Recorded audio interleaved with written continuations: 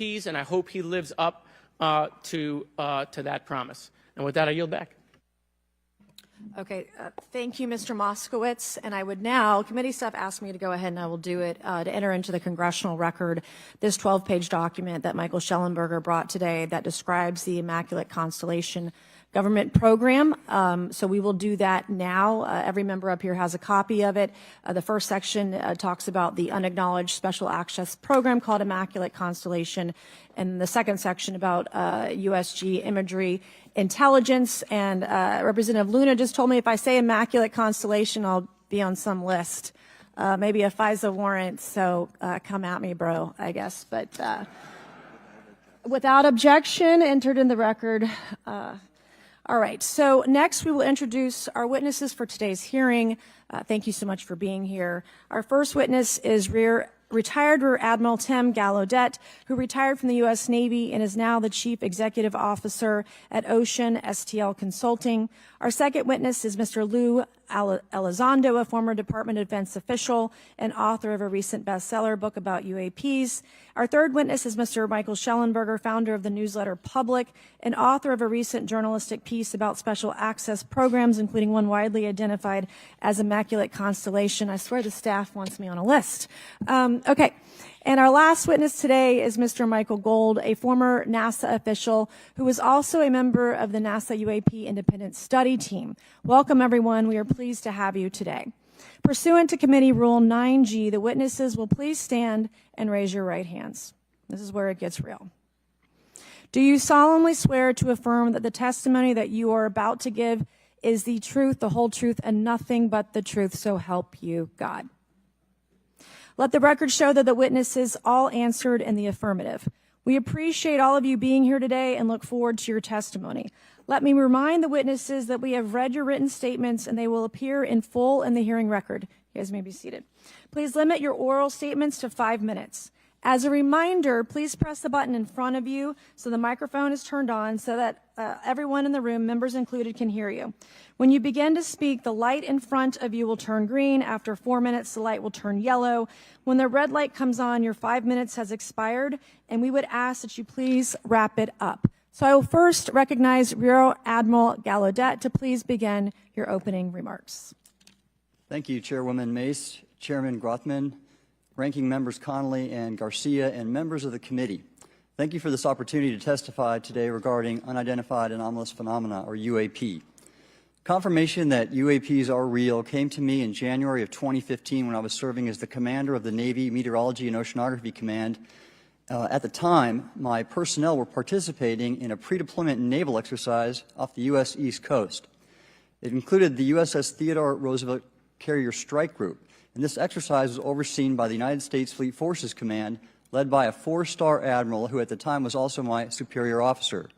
During this exercise, I received an email on Navy's secure network from the operations officer of U.S. Fleet Forces Command.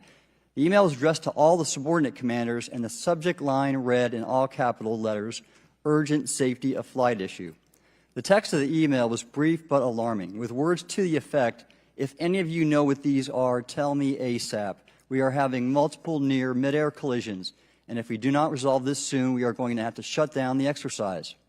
Attached to the email is what is now known as the Go Fast video, captured on the forward-looking infrared sensor of one of the Navy FA-18 aircraft participating in the exercise. The now declassified video showed an unidentified object exhibiting flight and structural characteristics unlike anything in our arsenal. The implication of the email was clear. The author was asking whether any of the recipients were aware of classified technology demonstrations that could explain these objects. Because the DoD policy is to rigorously deconflict such demonstrations with live exercises, I was confident this was not the case. The very next day, that email disappeared from my account and those of the other recipients without explanation. Moreover, the commander of Fleet Forces Command and the operations officer never discussed the subject. Even during weekly meetings specifically designed to address issues affecting exercises like the one in which the Theodore Roosevelt Strike Group was participating. This lack of follow-up was very concerning to me. As the Navy's chief meteorologist at the time, I was responsible for reducing safety of flight risks.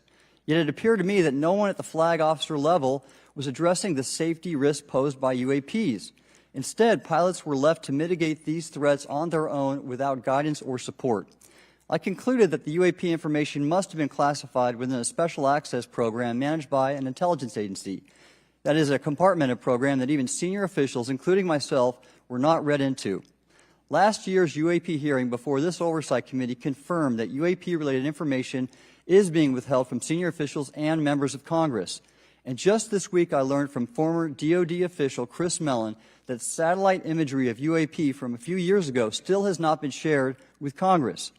Equally concerning, last year's UAP hearing also revealed that elements of the government are engaged in a disinformation campaign to include personal attacks designed to discredit UAP whistleblowers.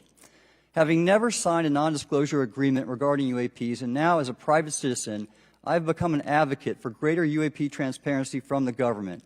The continued overclassification surrounding UAPs has not only hindered our ability to effectively address these phenomena, but has also eroded trust in our institutions. While I applaud previous bipartisan legislation passed by Congress concerning UAPs, a more comprehensive approach is needed to address the broader implication of UAP on public safety and national security, as well as the socioeconomic opportunities that open UAP research could unlock. Therefore, I recommend Congress take the following action, which I believe will receive bipartisan support. First, establish robust oversight of the executive branch's management of UAP information by directing key officials, beginning with the director of the DoD's All-Domain Anomaly Resolution Office, to provide comprehensive briefings on what the government knows about UAP and does not know. Two, enact the provisions of the UAP Disclosure Act that establish a UAP Records Review Board to ensure independent oversight, transparency, and accountability in the government's handling of UAP information. And three, strengthen the UAP Disclosure Act and future reauthorizations with provisions that mandate a whole-of-government approach to addressing UAP. In closing, I will share my personal reasons for speaking out on this topic. First, as a former science agency leader, having led the National Oceanic and Atmospheric Administration, I've always sought the truth in human knowledge and thought. Now that we know UAP are interacting with humanity, and these include unidentified submerged objects in the ocean, we should not turn a blind eye, but instead boldly face this new reality and learn from it.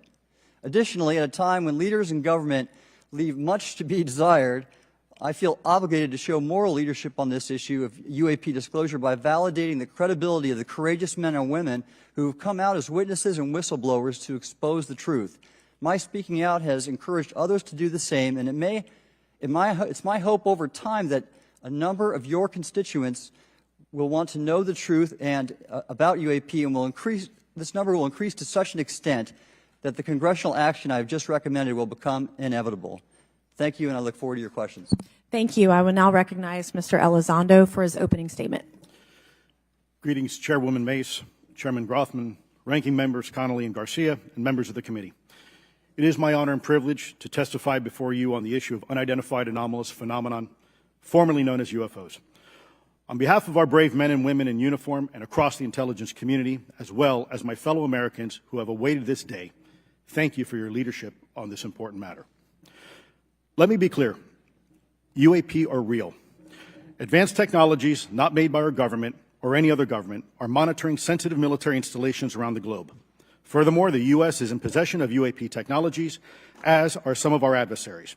I believe we are in the midst of a multi-decade secretive arms race, one funded by misallocated taxpayer dollars and hidden from our elected representatives and oversight bodies. For many years, I was entrusted with protecting some of our nation's most sensitive programs. In my last position, I managed a special access program on behalf of the White House and the National Security Council. As such, I appreciate the need to protect certain sensitive intelligence and military information. I consider my oath to protect secrets as sacred, and I will always put the safety of the American people first.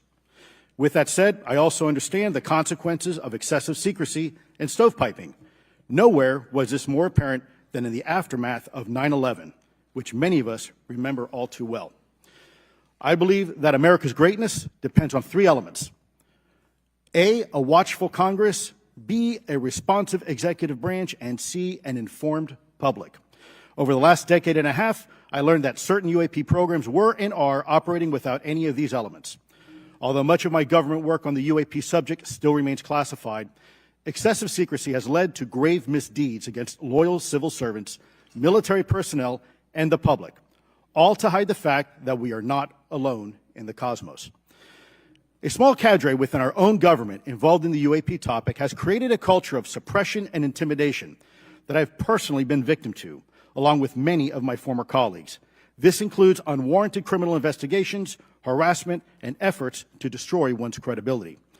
Most Americans would be shocked to learn that the Pentagon's very own Public Affairs Office openly employs a professional psychological operations officer as the singular point of contact for any UAP-related inquiries from citizens and the media. This is unacceptable. Many of my former colleagues and I have provided classified testimony to both the Department of Defense and the Intelligence Community Inspector General, and many of us have subsequently been targeted by this cabal with threats to our careers, our security clearances, and even our lives. This is not hyperbole, but a genuine fact, and this is wrong. To fix these problems, I propose three principal actions. First, Congress and the President should create a single point of contact responsible for a whole-of-government approach to the UAP issue. Currently, the White House, CIA, NASA, the Pentagon, Department of Energy, and others play a role, but no one seems to be in charge, leading to unchecked power and corruption. Second, we need a national UAP strategy that will promote transparency and help restore the American public's trust at a time when the public's trust is at an all-time low. This strategy should include a whole-of-government approach, including the academic and scientific communities, the private sector, and our international partners and allies. Third, Congress should create a protected environment so whistleblowers desperate to do the right thing can come forward without fear. As it currently stands, these whistleblowers suffer because of stigma, a code of silence, and concerns about retaliation. These whistleblowers should be encouraged to come forward in ways that protect them against any forms of retaliation. Policies and procedures should ensure that protection, and for those who refuse to cooperate, it is up to the members of this committee and the other lawmakers to wield their subpoena power against hostile witnesses and prevent additional government funding to those UAP efforts that remain hidden from congressional oversight.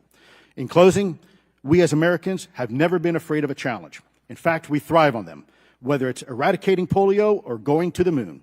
We don't run from a challenge, we take it head on. To the incoming administration and Congress, I say to you, we need immediate public transparency, and this hearing is an important step on that journey. If we approach the UAP topic in the same way as we as Americans have met other challenges, we can restore our faith in our government institutions. Together, we can usher in a new era of accountable government and scientific discovery. I believe that we as Americans can handle the truth, and I also believe the world deserves the truth. Thank you, esteemed members of Congress, for your time today. It is profoundly appreciated by many. Thank you. I ask unanimous consent for Representatives Ogles of Tennessee and Boebert of Colorado to be waived onto the subcommittee for today's joint subcommittee hearing for the purpose of asking questions. Without objection, so ordered. I would now like to recognize Mr. Schellenberger for his introductory remarks. Chairwoman Mace, Chairman Grothman, Ranking Member Connolly, Ranking Member Garcia, members of the subcommittees, thank you for inviting my testimony. One of Congress's most important responsibilities is oversight of the executive branch in general and the military and intelligence community in particular. Unfortunately, there is a growing body of evidence that the U.S. government is not being transparent about what it knows about unidentified anomalous phenomena, and that elements within the military and the IC are in violation of their constitutional duty to notify Congress of their operations. President-elect Donald Trump and former President Barack Obama have both said that the government has information about UAPs that it has not released. There are other explanations for UAPs than that they represent a new form of life or non-human life. Current dominant alternative theories, including those put forward by AARO, are that UAPs are some kind of natural phenomena we don't yet understand, like ball lightning or plasma. They could also be part of some new U.S. or foreign government weapons programs, such as drones, aircraft, balloons, CGI, hoaxes, or birds. Whatever UAPs are, Congress must be informed, as must the people of the United States. We have a right to know what UAPs are, no matter what they are. However, we now have existing and former U.S. government officials who have told Congress that AARO and the Pentagon have broken the law by not revealing a significant body of information about UAPs, including military intelligence databases that have evidence of their existence as physical craft. One of those individuals is a current or former U.S. government official acting as a UAP whistleblower. This person has written a report. This is the report that says the executive branch has been managing UAP, NHI issues without congressional knowledge, oversight, or authorization for some time, quite possibly decades. Furthermore, these individuals have revealed the name of an active and highly secretive DoD unacknowledged special access program, or USAP. The source of that document told me, that the USAP is a strategic intelligence program that is part of the U.S. military family of long-standing, highly sensitive programs dealing with various aspects of the UAP problem. The new UAP whistleblower claims that the U.S. military and IC database includes videos and images taken using infrared, forward-looking infrared, full-motion video, and still photography. The report that was just shared with Congress says Immaculate Constellation serves as a central or parent USAP that consolidates observations of UAPs by both tasked and untasked collection platforms. Immaculate Constellation includes high-quality imagery intelligence and measurement and signature intelligence of UAPs, the whistleblower's report adds. The sources of this intelligence are a blend of directed and incidental collection capabilities, positioned in low Earth orbit, the upper atmosphere, as well as military and civilian aviation altitudes and maritime environments. The report to Congress details in detail various UAPs, including spheres, orbs, disks, saucers, ovals, triangles, boomerang, arrowhead, and irregular organic. The report describes various incidents found in the human intelligence databases. One involved orbs surrounding and forcing an F-22 out of its patrol area. In another incident, the crew of a Navy aircraft carrier watched a small orange-red sphere rapidly descend from a high altitude of 100 to 200 yards directly above the flight deck of the CVN, or aircraft carrier. And since my reporting on this Immaculate Constellation last month, another source came forward who told me that they saw a roughly 13-minute-long, high-definition, full-color video of a white orb UAP coming out of the ocean approximately 20 miles off the coast of Kuwait. It was filmed from a helicopter. Then halfway through the video, the person said the orb is joined by another orb that briefly comes into the frame from the left before rapidly moving again out of the frame. The person discovered the video on SIPR, the Secure Internet Protocol Router Network, which the DoD uses to transmit classified information. A leading UAP researcher who utilizes the Freedom of Information Act to find out what the government knows, John Greenwald, told me last year that the U.S. government had been increasingly denying his request for UAP information. He has been doing FOIA requests for 27 years and has an archive of 3 million pages. The government has for decades denied any interest in UFOs, he told me, but the documents that he has assembled show that behind the scenes it was a completely different story. Contrary to the hopes of many advocates of transparency, the government has been restricting more information since the leak of 3 UAP videos in 2017. The DoD organization AARO has been labeling many documents with a B7 exemption, which Greenwald says does not make any sense. They're stating that anything AARO does is involved in law enforcement investigation, which allows AARO to not release it. Greenwald says that the DoD has denied the existence of a UAP and ATIP-related records on multiple occasions, only to acknowledge them after an appeal was filed. He added that the Naval Air Systems Command in March 2022 stated they found no additional UAP videos. It seems strange that they had 3 and only those 3, but other requests had been filed by the Black Vault, that's John Greenwald's group, to seek out more places UAPs might be hiding. Then in September 2022, the Navy admitted that the UAP-related videos and photographs existed, but denied the request in full for their release, saying that the requested videos contain sensitive information that are classified and exempt from disclosure. The DoD will deny things on a Monday and then admit to it on a Friday, said Greenwald. He said the government can and does release videos that protect secret methods of capturing it. They fall back on the sensitive platform excuse a lot, he said. However, the on-screen information can be blurred and scrubbed. The metadata can be removed. I'll show you this example here. This is a presentation from the UATP task force. This is completely absurd. It's nuts, this level of censorship, of redaction on a document. It shows the redaction of how many reports they've collected, for how many years. 2 of the 3 potential explanations are blacked out. The Pentagon, the intelligence community is treating us like children. It's time for us to know the truth about this. I think that we can handle it. Thank you very much. Thank you. I would now like to recognize Mr. Gold for 5 minutes. Thank you, Chairwoman Mace, Chairman Grothman, Ranking Members Connolly and Garcia, Representative Moskowitz, and distinguished members of both subcommittees. I'm grateful to all of you, as well as your intrepid staff, for the opportunity to testify, and would like to begin by discussing courage Courage is what it takes to tackle this topic, and courage in the face of adversity is what I see in front of me, beside me, and behind me. Per my introduction, I am currently the Chief Growth Officer at Redwire Space and have had several leadership positions at NASA. That being said, I want to be clear that I am speaking exclusively on my own behalf and not for Redwire, NASA, or any other organization. However, I am here today to speak out for science.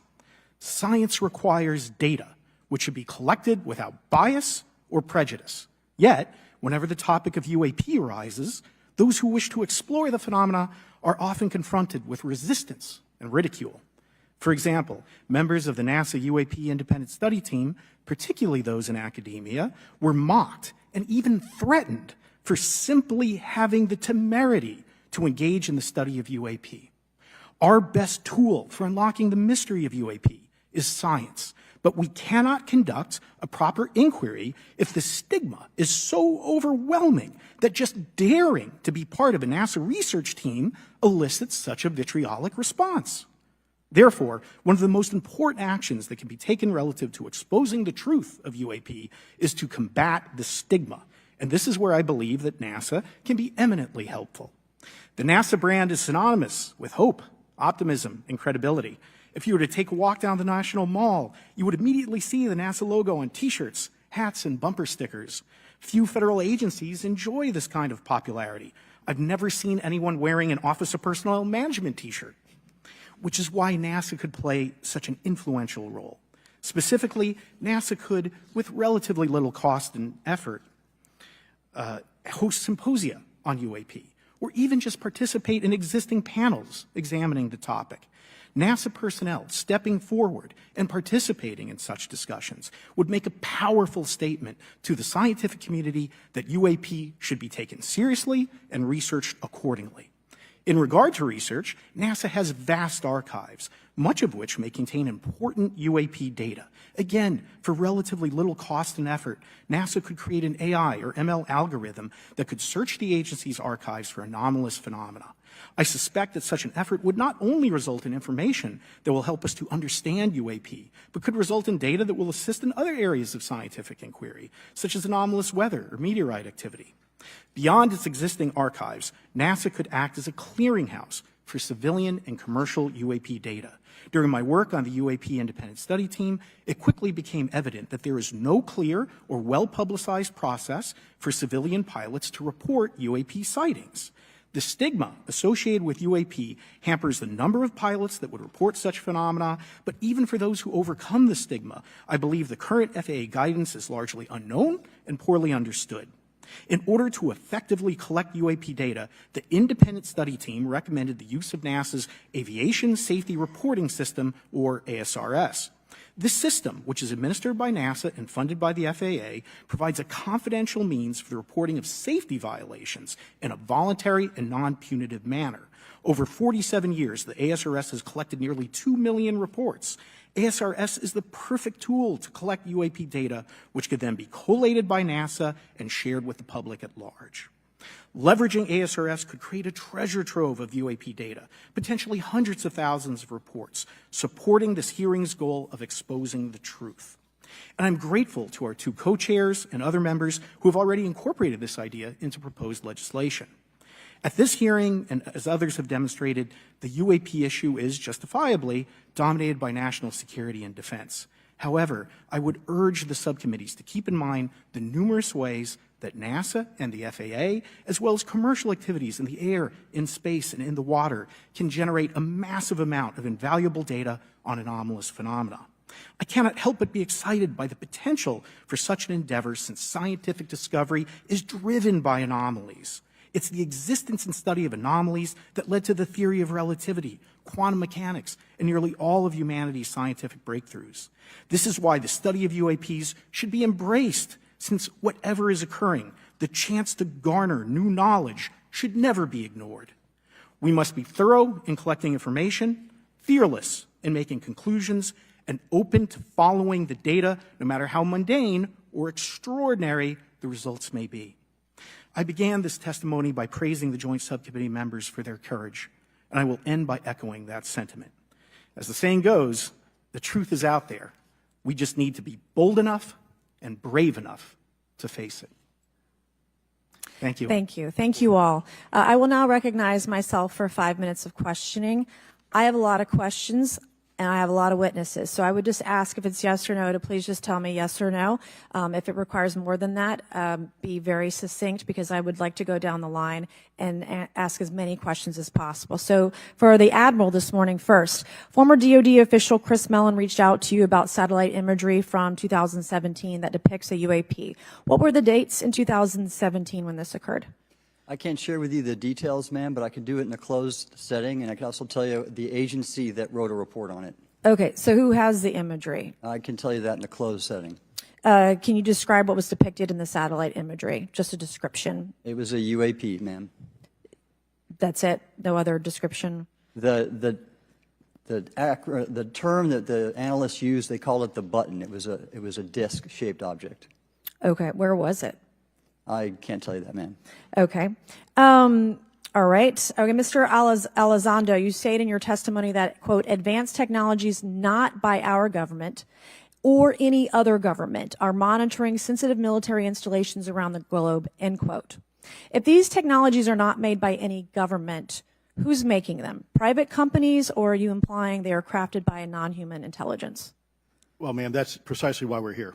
The problem is that, temporally speaking, over decades, not just the last 10 years, to put this in perspective, Are these private companies you're implying, or is this non-human intelligence? It may be both. Okay. When it comes to Blue Force Technologies, I would not be able to discuss Okay. that, ma'am. Are you read into secret UAP crash retrieval programs? We would have to have a conversation in a closed session, ma'am. I signed documentation 3 years ago that restricts my ability to discuss specifically crash retrievals. I submitted for my book through the DOPSR process, which took a year for it to be reviewed. And what is in the book is what I was told I'm allowed to talk about. Has the government conducted secret UAP crash retrieval programs, yes or no? Yes. Okay. Were they designed to identify and reverse engineer alien craft, yes or no? Yes. Does the U.S. government have any reverse, okay, we already answered that question about retrieval programs. Do any U.S. contractors have the same?